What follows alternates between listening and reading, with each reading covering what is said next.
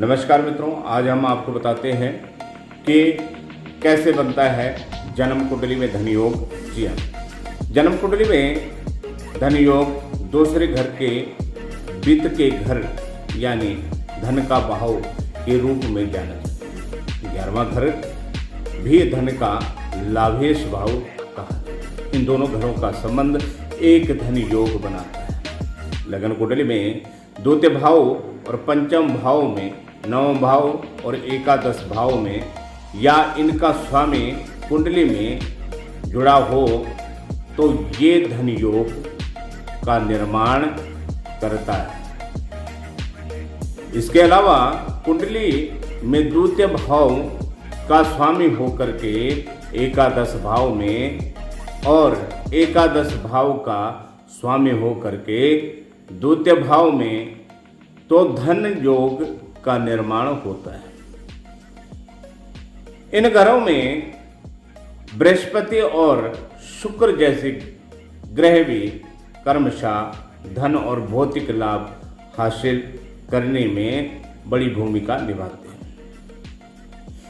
इन ग्रहों और भाव में संयोजन जो आपकी कुंडली में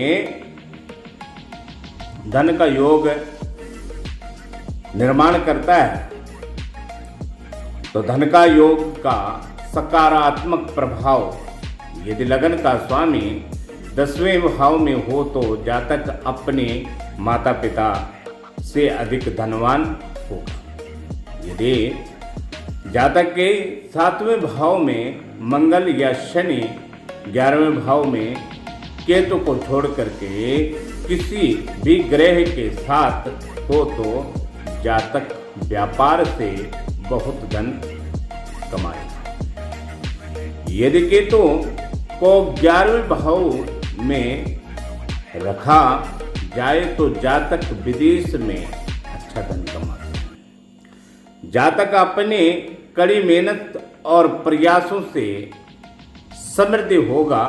और यदि दूसरे भाव का स्वामी 8वें भाव में है और बुध कर्क या मेष राशि में हो तो जातक समृद्धिवान होता है।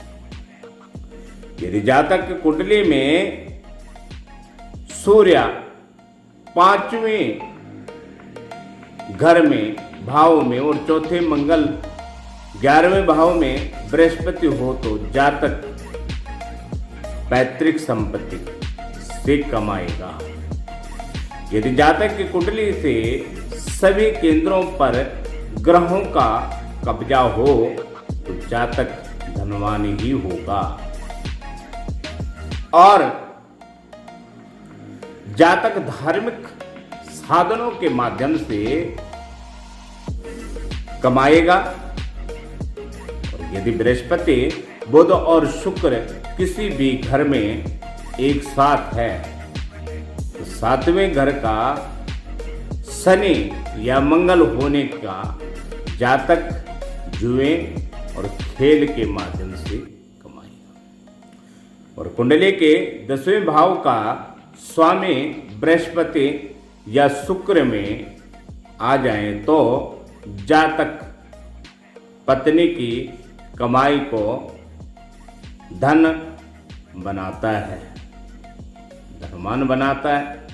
और 7वें घर में मंगल और शनि राहु होने पर जातक कमीशन लेकर के अमीर बनता है।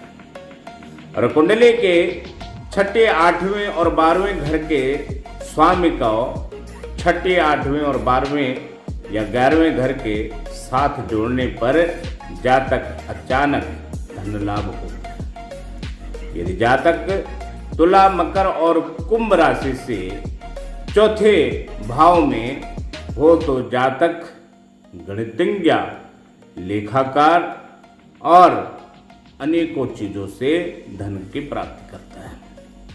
यदि 10वें भाव में 5वें घर का स्वामी हो तो जातक अपने पुत्र पुत्री के माध्यम से धनवान बनता है।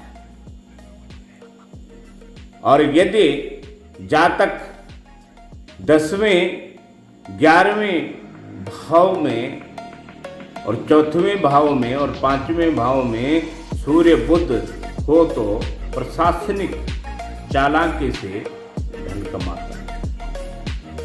कुंडली में धन योग शुभ होता है।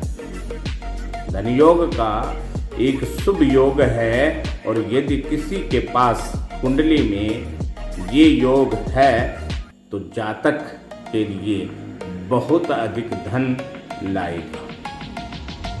ये योग जातक की आर्थिक स्थिति को बढ़ाएगा और कुंडली में धन योग वाला व्यक्ति धनवान, दानशील, दयालु होता है और जीवन के सभी सुखों को अपने पास रखता है। ऐसा व्यक्ति ईश्वर में आस्था और विश्वास करने वाला होता है।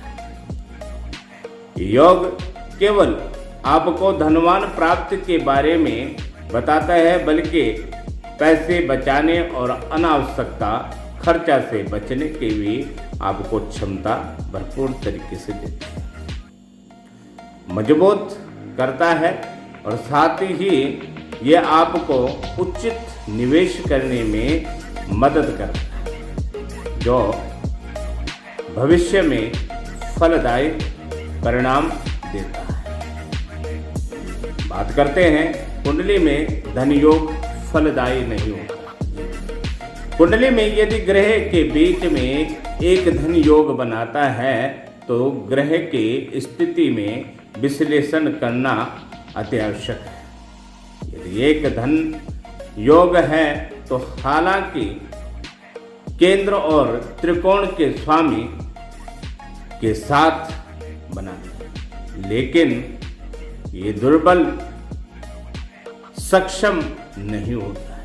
यदि योग का बनाने वाले ग्रह स्वामी लाभकारी प्राप्त होता है तो निश्चित रूप से अच्छे परिणाम देता है। तो जी हाँ, जुड़े रहिए हमारे साथ और आपकी कुंडली से कौन सा दोष कैसे जाने, तो हमारी वीडियो को लाइक करें, सब्सक्राइब करें और बेल आइकॉन दबाना ना भूलें। आपको लेटेस्ट वीडियो देते रहें। तब तक के लिए नमस्कार, जय श्री राम, जय हिंद, वंदे मातरम।